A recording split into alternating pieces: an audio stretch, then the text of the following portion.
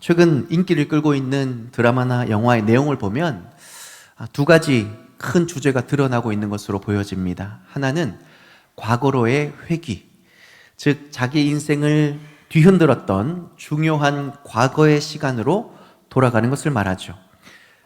그때 내가 이 선택을 안 했더라면 나의 오늘이 좀 더 달라졌을 텐데, 그때 내가 그 사람을 만나지 않았다면 분명히 지금처럼은 안 살았을 텐데, 이러한 사람들의 심리를 반영하듯 꽤 오랫동안 이 주제는 사람들 앞에 사랑받는 그런 콘텐츠로 자리매김하게 되었던 것 같습니다.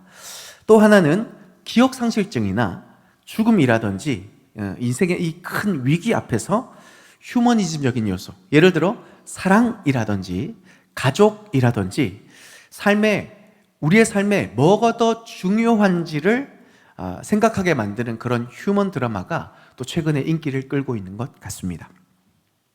사람들에게 인기가 있다라는 것은 그만큼 공감할 만한 내용을 가지고 있다라는 의미일 텐데요. 저는 이 두 가지 주제 속에 요즘 우리가 살아가는 이 시대의 모습이 어떤가, 또 이 시대를 살아가는 우리 성도님들의 마음이 어떤가 예측해 보건대 이런 겁니다. 바로 마주하고 싶지 않은 오늘의 현실, 그만큼 지금 내가 살아가는 삶이 힘들고 팍팍하다라는 것입니다. 그럼에도 불구하고 아무리 힘들다 할지라도 중요한 것을 놓치지 말고 후회 없이 정말 잘 살고 싶은 사람들의 마음이 또 이 내용을 통해서 발견되어지기도 합니다. 아마 여기 계신 분들도 마찬가지인 생각일 거라고 여겨집니다. 그러시죠? 한 주간 얼마나 열심히 사셨습니까? 정말 애쓰셨습니다. 그런데요, 삶이 내가 예상한 대로 흘러가지 않는다라는 것이 문제죠. 사람 사이 관계도 그렇고 하는 일도 그렇고 뭐 하나 딱 떨어지는 게 없어서 늘 두려움과 대면해야 되고, 막막한 마음이 있다면 오늘 이 말씀 속에 하나님의 위로와 소망을 발견하시는 복된 시간 되시기를 주님의 이름으로 축복합니다. 특별히 이런 분들 계실 거예요. 믿음을 가지고 사는데 왜 내 삶의 문제는 여전히 계속되는가? 아니, 왜 더 힘들어지는가? 이런 문제로 고민하시는 성도님들 계시다면 오늘 이 말씀 속에 선하신 하나님의 그 마음과 그 뜻을 깨닫고 다시 한번 더 믿음 가운데 일어날 수 있는 회복의 시간이 되시기를 주님의 이름으로 축복합니다. 오늘 본문의 배경을 먼저 말씀드리고 싶습니다. 사도 바울이 전도 여행을 거의 끝낼 무렵에 바울의 사역을 반대하는 유대인들이 막 선동을 일으켜서요, 바울을 고박을 합니다. 바울이 이방인들과 함께 주의 전을 드나들면서 성전을 더럽혔다고 누명을 씌워서 고소해요.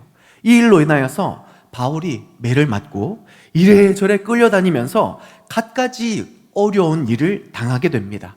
결국 로마로 압송되어서 2년에 걸친 감옥 생활을 하게 됩니다. 본문은 그 감옥에 있으면서 빌립보 교인들을 위로하고 말씀 가운데 다시 세우기 위해 바울이 썼던 서신의 내용인 것입니다. 여러분, 한번 생각해 보십시오. 바울이요, 3차에 걸쳐서 산을 넘고 물 건너서 자기를 위해서가 아니라 하나님을 위해서 얼마나 많이 수고하고 애를 씁니까? 심지어 40에 한 대 감한대 매, 이건 뭔 말이냐면 거의 죽기 직전까지 맞았다는 얘기예요. 그리고 죽을 만큼 돌로 쳐서 정말 죽을 뻔한 위기를 숱하게 넘기기도 했다는 얘기입니다. 또 추위와 배고픔과 외로움과 사람들의 조롱과 핍박 속에 얼마나 많이 시달려야만 했겠습니까? 그럼에도 불구하고 주님의 복음만이 우리를 살릴 수 있는 유일한 소망이라는 것을 믿어 의심치 않았기 때문에 3차에 걸쳐서 베드로는 끝까지 목숨을 다해서 충성했습니다. 그런데 그 결과가 뭐냐는 거죠.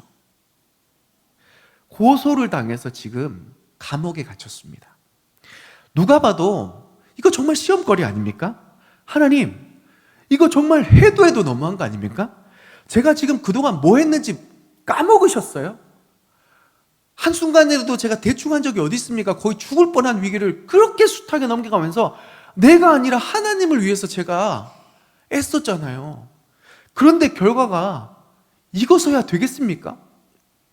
저였으면요, 하나님 앞에 따져 물으면서 이건 아니잖아요 라고 말씀드렸을 것 같아요. 그런데 오늘 본문의 사도 바울은 이런 반응이 아니라 전혀 다른 너무나 놀라운 고백을 하고 있습니다. 12절을 이렇게 기록합니다. 형제들아, 내가 당한 이 일이 오히려 복음 전파의 진전이 된 줄을 너희가 알기를 원하노라. 아멘이십니까? 누가 봐도 시험거리고 누가 봐도 하나님을 원망하기에 충분한 상황임에도 불구하고 사도 바울은 전혀 다른 해석을 하고 있습니다. 이 일이 오히려 하나님의 영광을 위한 일이요, 지금까지 내가 전해온 이 복음의 그 능력이 더 아름답게, 더 놀랍게 선포되어질 절호의 기회라고 해석하고 있는 것입니다. 그래서 무너지는 것이 아니라 오히려 더 견고하게 세워져서 지금 나를 통하여서 감옥 속에서 역사하실 하나님의 은혜와 영광들을 믿음으로 바라보면서 일어서 있다라는 거죠. 어떻게 이런 믿음의 놀라운 고백으로 사도 바울이 설 수 있었을까요? 첫째는 바울은 하나님의 선하심을 믿었기 때문에 위기 가운데, 고난 가운데서도 견고히 설 수 있게 되었던 것입니다. 바울은 지금 옥에 갇혀 있어요. 앞날이 막막합니다. 언제 죽을지 모르는 두려움이 매일같이 매 순간 찾아왔을 것입니다. 또 감옥에서 풀려난다 한들, 요즘 우리말로 말하면 주민등록증에 빨간 줄 그이는 건데 제대로 일상으로 회복해서 정상적인 삶을 살아갈 수 있을까요? 이전과 같은 삶을 회복할 수 있을까요? 2년이나 수감 생활을 했는데 앞을 내다보면 막막했을 것입니다. 두려웠을 것입니다. 그런데 사도 바울은요, 지금 그리고 앞날에 이루어질 불확실한 것에, 막막한 미래에 초점을 맞추는 것이 아니라 여기까지 인도하신 하나님께 대하여 초점을 맞추고 있었기 때문에 그가 견고히 설 수 있었던 것입니다.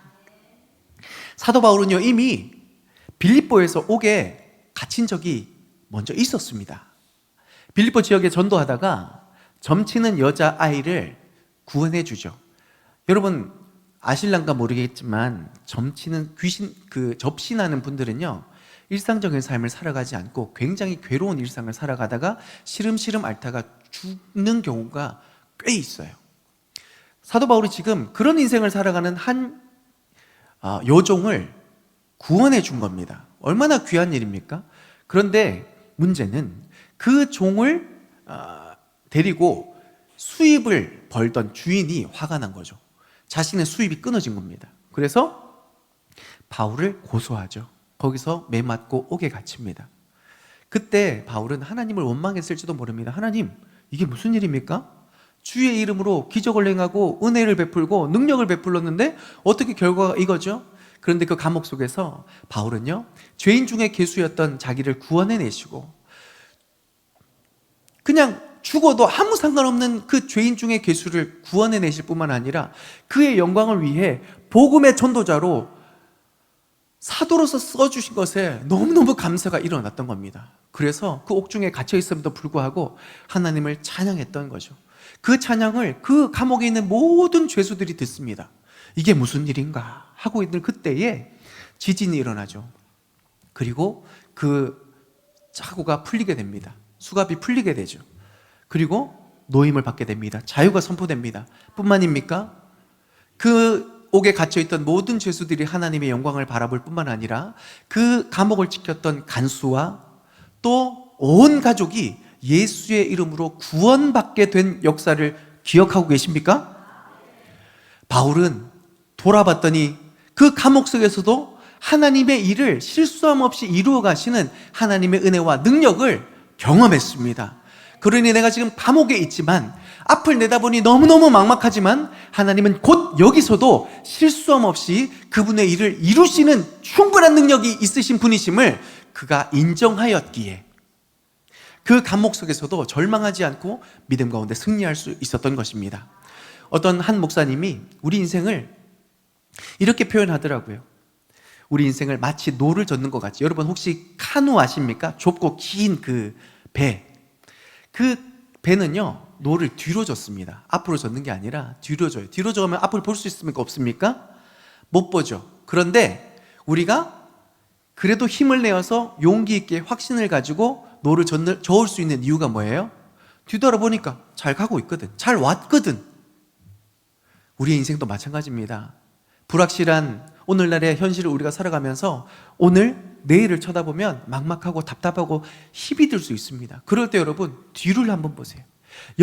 내가 여기까지 하나님께서 어떻게 우리를 인도하셨는지, 얼마나 놀라운 사랑과 은혜로 우리의 삶을 책임지시고 그의 기적으로 함께 하셨는지, 와, 여기가 끝이구나라고 싶을 때 얼마나 기적과 같이 하나님은 새 길을 내시면서 새 일을 행하시면서 여기까지 오게 하셨는지, 여러분, 그것을 우리가 깨닫고 기억하게 될 때에 우리는 무너지지 않고 오늘을 힘있게 살아갈 힘을 얻게 될 줄 믿습니다. 사도 바울은 그 하나님의 은혜를 깨닫고 그 하나님의 역사를 바라보았기 때문에 옥중에서도 빌립보 교인들을 향하여 위로받는 게 아니라 위로하고 믿음으로 세우기 위하여 편지를 썼다라는 것입니다. 그래서 여기까지 인도하신 하나님을 찬양하며, 그리고 내가 오직 자랑할 것은 오직 그리스도 예수뿐이라 라고 고백하는 바울의 모습이었던 것입니다. 여러분, 지금 여러분의 삶이 막막하십니까? 답답하세요? 믿음으로 살아가는데 안 좋은 일이 계속되고 계십니까? 고난 가운데 있으세요? 바로 그때 우리의 삶을 어떻게 인도하셨는지 뒤를 돌아보시며 하나님의 은혜를 발견하실 수 있기를 바랍니다. 하나님께서 죄로 죽을 수밖에 없는 인생 가운데 얼마나 많은 은혜를 베풀어 주셨고 우리의 삶을 얼마나 완벽하게 인도해 주셨는지 그 신실한 사랑과 은혜를 기억해 보시기를 바랍니다.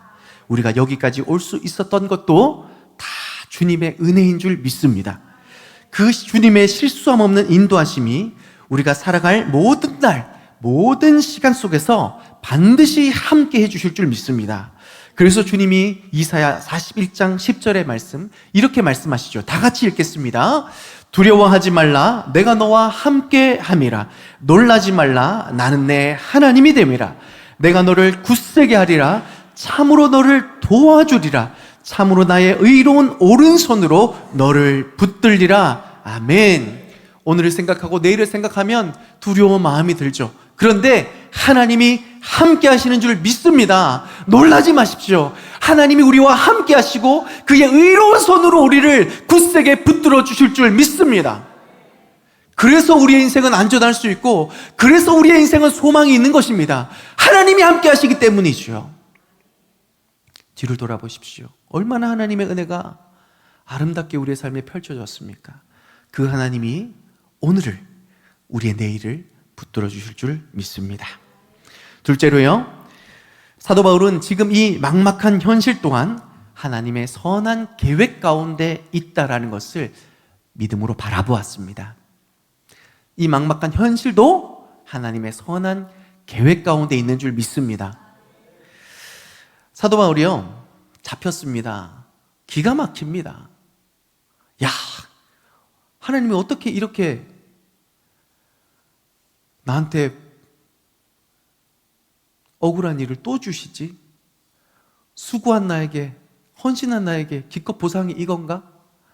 너무나 기가 막혔을 텐데, 그 모든 과정 속에 살아계시고 역사하시는 하나님의 흔적을 발견하는데요, 한마디로 표현하면 이겁니다. 그 전까지는 찾아가는 전도를 했는데 이제는 찾아오는 전도의 사명을 감당하고 있는 겁니다. 무슨 얘기냐면, 지금 사도 바울이 잡혔어요. 끌려다녀야 돼요. 끌려다니는 곳마다 사람들이 수두룩하게 모이는 거예요. 근데 모인 사람들 중심에 누가 서 있냐? 그동안 아무리 찾아가도 만날 수 없었던 그런 사람들이 눈앞에 있는데, 예를 들어 총독 벨릭스와 그 총독 그 후임으로 자리를 매김한 베스도와 심지어 그 유대의 왕이라 불리는 아그리빠 왕 앞에 서게 된 겁니다.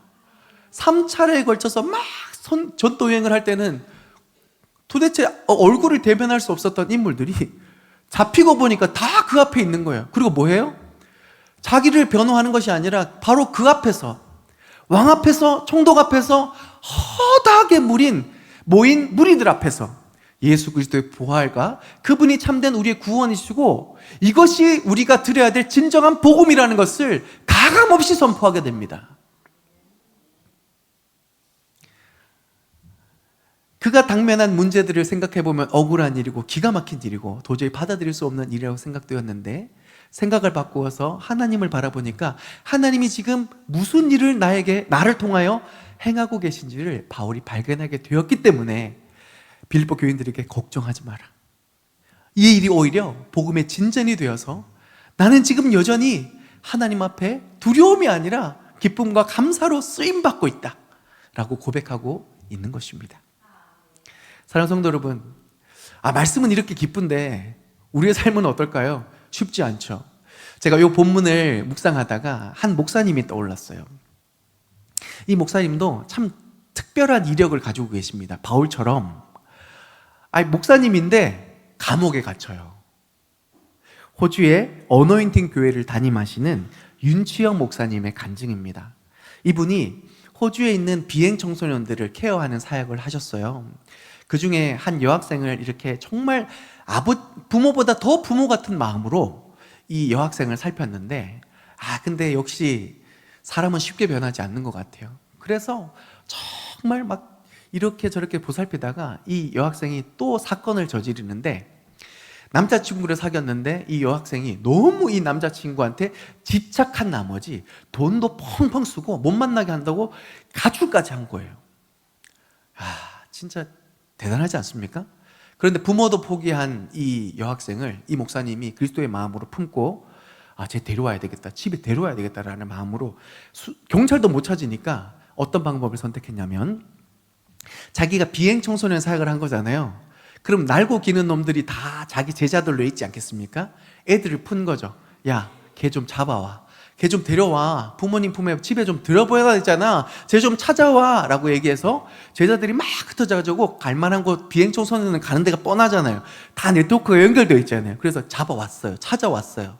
근데 이게요, 결국 납치가 돼버려요.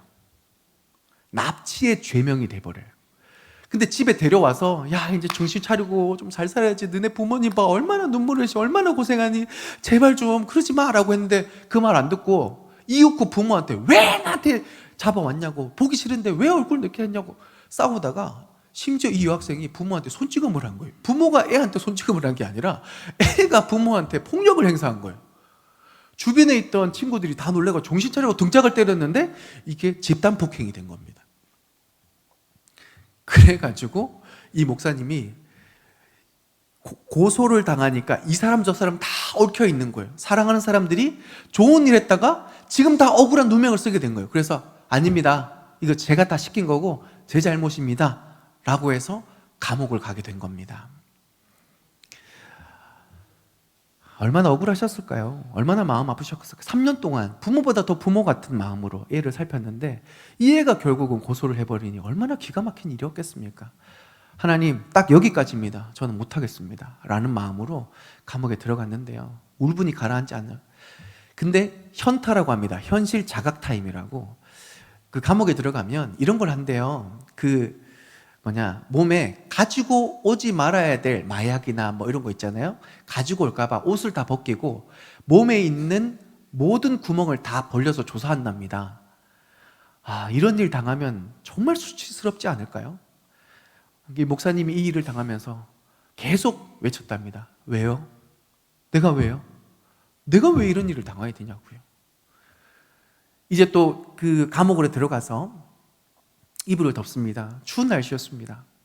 그래서 추워서 이불을 덮는데 이불 그 안쪽에서 뭔가 꾸물꾸물 막 뭐가 움직이더래요. 벌레. 그러니까 위생 상태도 안 좋고 깨끗하지도 않고, 근데 옷은 따뜻하게 안 줘가지고 추운 거예요. 그러니까 와, 이게 아니라 어쩔 수 없이 추워가지고 머리 위까지 이불을 덮었는데, 아이고, 이게 막 얼굴까지 올라와가지고 난리가 치는데 그때 헝헝 우셨답니다. 드디어 터진 거죠. 하나님, 제가 뭘 그렇게 잘못했나요? 하나님, 제가 지금 뭘 잘못해서 여기 온 겁니까? 하나님, 제가 왜 이런 취급을 받아야 되고 제가 왜 이런 환경 가운데 내몰려 있어야 되는 거죠? 도무지 이해할 수 없습니다. 하나님, 저보고 어쩌라는 겁니까? 엉엉 울면서 하나님 앞에 기도하고, 뿐만 아니라 내보내달라고, 빨리 내보내달라고, 주를 위해서 헌신한 나를 어떻게 이렇게 내버려 둘 수 있냐고, 빨리 내보내달라고 막 기도하는데요, 하나님이 응답하시지 않다가 딱 한마디 하시답니다. 야, 내가 이 감옥에서 너에게 깨닫게 할 게 있어. 너를 통해 알게 할 게 있어. 이 말씀만 하시고 내보내 주시지도 않고 상황을 바꿔주시지도 않는 거예요. 이해가 되겠습니까? 내가 너한테 알게 할 일이 있어. 아니, 말은 좋은데 지금 내 이 상황은 견딜 수 없는 상황이잖아요. 그러니까 됐어요, 하나님, 저 이제 그만할래요 라는 마음으로 화가 나가지고 일주일 동안 밥을 못 먹은 거예요. 너무 화가 나가지고 물도 못 마실 정도로 너무 울분을 삭일 수가 없는 그런 상황이었는데, 호주의 감옥에는 독특한 제도가 있습니다. 그 감옥에 들어간 사람이 혹시나 자해나 자살을 할까봐 2인 1조로 서로 감시하면서 책임을 지게 만들어요. 같이 그 수감 생활을 하던 그 옆에 있는 죄수가 하루 이틀은 그냥 놔두다가 일주일 동안 밥을 안 먹으니 얘 죽으면 누구 손해예요? 나도 손해를 보는 거예요. 내가 책임을 져야 되는 거죠. 그래서 말 안 걸고 있다가 점점 걱정되니까, 야, 왜 그래? 뭐라도 좀 먹어. 너 때문에 나까지 피해보잖아. 뭐라도 먹어. 이제 대화를 시작한 겁니다. 그러면서, 야, 근데 너 도대체 무슨 죄로 갔길래 왜 이래? 라고 물어봤더니 이 목사님이 대답한 거죠. 집단 폭행, 납치. 그러니까 깜짝 놀라는 거예요. 안 그렇게 생긴 사람이 집단 폭행과 납치, 이 정도면 거의 폭력배 수준 아닙니까? 그래서 놀라서 물어봤답니다. 야, 너 혹시 한국에서 조직폭력배였어? 아니? 그럼 너 직업이 뭔데 그런 짓을 해? 목사. 이렇게 된 거죠. 처음에 놀랐다가 더 놀래가지고, 목사가 이런 짓을 한다고? 자초지종을 얘기하면서 이래저래 얘기하다가, 넌 그래서 뭐 때문에 왔어? 아내를 칼로 수십 차례 찔러서 죽인 살인범이 또 같이 있었던 거죠. 자기는 아마 무기징역 받을 것 같아. 이렇게 서로 대화를 하면서 막 이런저런 대화를 하다가 이 살인범이 목사님에게 묻더랍니다. 야, 근데 너 목사니까 내가 물어보는데 예수가 왜 십자가에 죽었어? 이렇게 묻기 시작한 거죠. 굉장히 대답해 주기 싫었는데, 왜냐하면 지금 하나님께 마음이 닫혀 있으니까 굉장히 대답해 주기 싫었는데, 그래도 이 본능은 숨기지 못하잖아요. 그쵸? 저도 가끔 있잖아요. 밖에서 놀라면 주여 이러거든요. 본능은 숨길 수가 없어서 어쩔 수 없이 복음을 전했습니다. 예수 그리스도께서 우리 죄를 대신하여 십자가에 달려 죽으셨고 그 주님이 우리와 함께 하신다. 지금도 구원을 위해 역사하고 계신다라는 것을 복음을 선포했어요. 그랬더니 이 죄수가 들으면서 껄껄 웃으면서, 야, 너무 좋은데 나는 아닌 것 같다. 나는 이렇게 큰 죄를 저질렀는데, 야, 나는 그 구원 못 받겠지? 이렇게 물어보더라는 겁니다. 그럴 때 이 목사님이 진짜 현명한 대답 하나를 알려줬어요. 뭐냐면, 야, 내가 생각했을 때는 이 감옥 죄수 중에 네가 제일 하나님의 사랑을 많이 받는 것 같다. 그랬더니 깜짝 놀라면서, 왜? 야, 생각을 해봐. 이 호주 감옥의 죄수가 6,000명이야. 근데 그 6,000명 죄수 중에 목사를 만날 기회가, 사람 확률이 있을까 없을까? 너는 그 6,000명의 죄수들 중에 목사를 만난 유일한 사람이야. 그리고 지금 너가 하나님의 그 복음을 들었어. 하나님이 얼마나 너를 사랑하셔서 나를 여기까지 보내서 너한테 복음을 전하게 하겠냐고. 이 이야기를 들었던 죄수가요, 이거를 듣더니 마음이 확 무너져 내리면서 복음을 영접하게 됩니다. 삶이 달라지고 얼굴이 달라지고 말투가 바뀌고 행동이 바뀌기 시작했습니다. 그런데요, 밤새 이 죄수가 회개하고 은혜 받고 변했는데, 그 다음날 뜬금없이 이 목사님이 그 옆방으로 옮기게 된 거예요. 이제 좀 피나 싶었는데 왜? 시키는 대로 해야죠. 갔더니 너 왜 왔냐? 무슨 죄냐? 나 집단 폭행 그리고 납치다. 뭐 폭력배냐? 아니다. 뭐냐? 목사다. 왜 왔냐? 그래가지고 또 얘기를 한 거예요. 그러다 보니 또 복음을 전하게 된 거죠. 복음을 전했더니 이 사람이 또 변하는 겁니다. 왜요? 야, 6,000명 중에 목사 만날 확률 뭐 있냐? 누구 있냐? 하나님 너를 이렇게 사랑하신다. 이 사람이 또 무너져가지고 또 막 감동을 해가지고 막 회복이 되고 영접을 하고 구원을 받는 거예요. 할렐루야. 그 다음날 일어났더니 또 옮기는 거예요. 또 옮겼더니 너 왜 왔냐? 죄명이 뭐냐? 납치다. 집단 폭행이다. 너 폭력배냐? 아니다. 목사다. 우와, 왜 이러냐? 그래서 7번을 반복했답니다. 7번을. 근데 그 일이 일어날 수 없는 일이에요. 감옥의 질서상 그런 일은 대부분 출소 이전에 한 번 있을까 말까 한 일인데 이 일이 7번 일어났다는 거죠. 이게 무슨 말을 뜻하는 걸까요? 하나님의 계획하신 역사였다라는 것이죠. 이해할 수 없습니다. 받아들일 수도 없죠. 얼마나 힘든 일입니까? 하나님, 저 딱 여기까지입니다. 왜 저를 여기다 몰아넣습니까? 말도 안 됩니다. 라고 생각했는데 눈을 떠보니 하나님 역사하고 계시는 거예요. 그런데요, 이렇게 하면 끝나면 얼마나 좋아요. 아유, 넌 이제 그 정상 참작을 해서 감옥에 이제 괜찮아, 너는 무죄 하고 내보내주면 되는데, 아니요, 또 감옥에 들어와요. 아까 그거는 뭐였냐면 재판하기 전에 유치장 같은 곳이죠. 그리고 이제 실형을 받아요. 1년을 또 들어가는. 목사님이 너무 실족해가지고, 하나님 여기서 또 들어가라고요? 너무한 거 아닙니까? 라고 해서, 하나님 됐습니다 고마 이러면서 이렇게 화를 내면서 딱 들어갔는데, 거기에는 더 무서운 사람이 있는 거예요. 뭐냐면 이제 베트남 진짜 조폭들, 그냥 사람 그대로 죽일 수 있는 그런 조폭들이 그 안에 있는 겁니다. 그런데 들어갔더니 막 사람들이 와 반기더래요. 왜냐하면 이 뉴스가, 이 목사님에 대한 뉴스가 다 전해진 거죠. 그러면서 목사님 왔을 때 우와 막 데스타 같이 막 맞아들이는 거죠. 그런데 와, 나를 이렇게 알아봐줘서 너무 감사하다라고 생각했는데, 간수가 옆에서 당신 조심하라고. 왜요? 라고 했더니 지금 반기는 사람 숨겨진 곳에는 무슬림들이 예수가 하나님이다라고 말하는 순간 당신 죽이려고 한다고. 그래서 그때부터 막 두려움이 막 찾아들기 시작하는 거죠. 근데 아니나 다를까 이틀 3일 지났을 때 가만히 있다가 이제 3일 지나고 나니까 한 무슬림이 찾아옵니다. 예수가 누구냐? 라고 묻는 거예요. 그래서 예수는 하나님이다 말하면 곧 죽이려고, 예수가 누구냐? 라고 묻는데 이 목사님이 예수는 선생이다. 예수는 선지자다. 예수는 나의 좋은 친구다. 그러니까 막 계속 빙빙 둘러서 예수님에 관한 얘기를 계속 하는 거죠. 그래서 화가 나가지고 결국에는 죽이려고 이렇게 묻는 겁니다. 예수가 하나님이냐? 라고 묻는 거예요. 그것도 이제 피할 수 없잖아요. 예수가 하나님 아니라고 말할 수 없잖아요. 그러니까 어떡하지 하다가 에라 모르겠다. 내가 내 신앙 양심을 속일 수 없지 않느냐.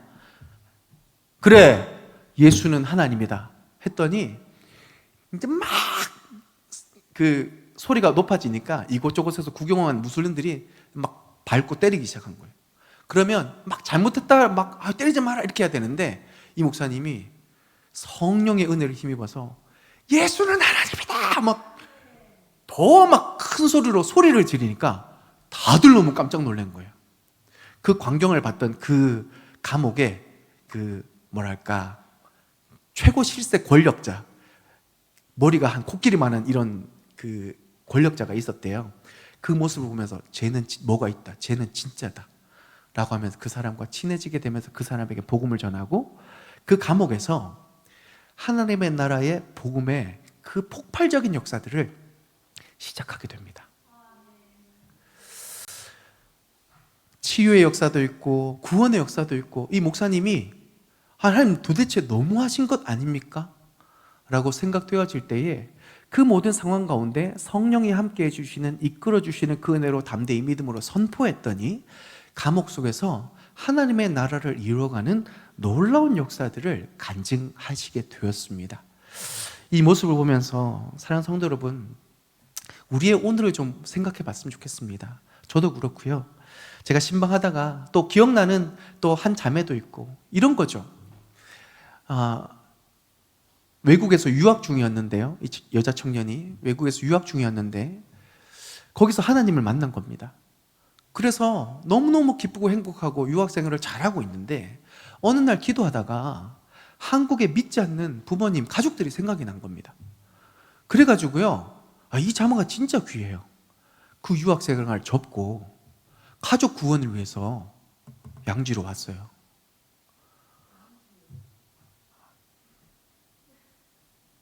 왔습니다. 네, 누군지 말하면 안 되니까.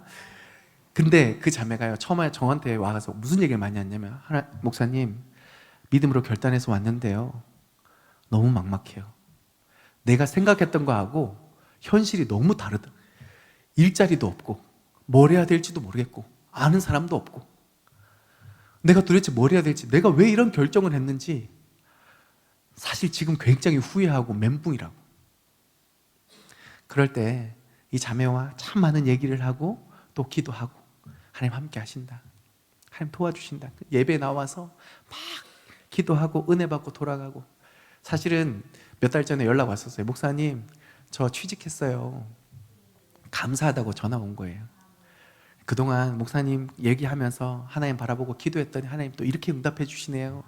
그때는요, 막막해가지고 얼마나 많이 우는지 몰라요. 막막해가지고 어떻게 해야 될지 모르는 거예요. 지금은 연락 안 오는데, 취직해가지고 하니까 연락 안 오는데 그때의 그 막막함 누가 이해할 수 있겠습니까? 저도 몰라요. 저도 답을 제시할 수 없었어요. 여러분, 믿음으로 어떤 한 성도님이 사업장을 열었어요. 하나님 영광 위해서 우리 사업장 올려드립니다. 근데 손님이 안 와요. 수입이 없어요. 적자예요. 우리 이 현실의 문제를 이건 이겁니다, 딱 잘라서 말할 수 있는 사람이 누구 있습니까? 아무도 없어요. 평생 수고하고 애써서 주를 위해 헌신하고 애썼는데 돌아오는 거는 질병이에요. 아니, 그 성도님에게 제가 무슨 말을 해줍니까?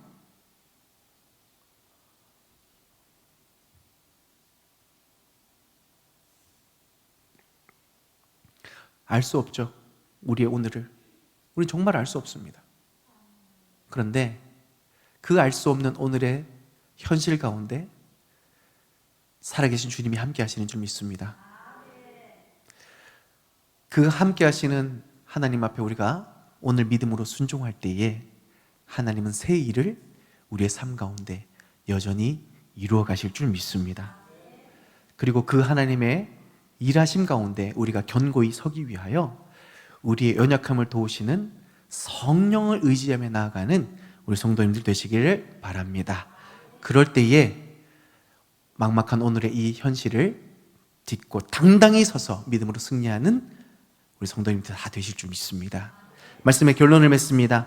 막막하고 힘든 오늘을 살아가는 성도 여러분, 여기까지 인도하신 하나님의 은혜와 사랑들을 바라보십시오. 기억하시기를 바랍니다. 단 한 번도 실수하지 않으셨던 그 주님이 오늘도 앞으로도 우리의 삶을 인도하여 주실 줄 믿습니다.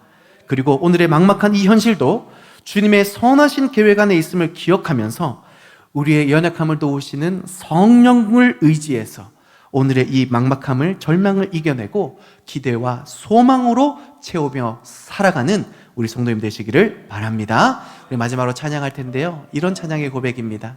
날이 저물어 갈 때, 빈들에서 걸을 때, 바로 그때가 하나님을 만나고 하나님이 역사하시는 그때인 줄 믿습니다. 빈들에서 걸을 때, 아무것도 없다고, 아무도 도와주는 이가 없다고 여겨지는 그 절망의 그때에 우리 하나님 비로소 우리 가운데 분명한 새 길을 행하여 주실 줄 믿습니다.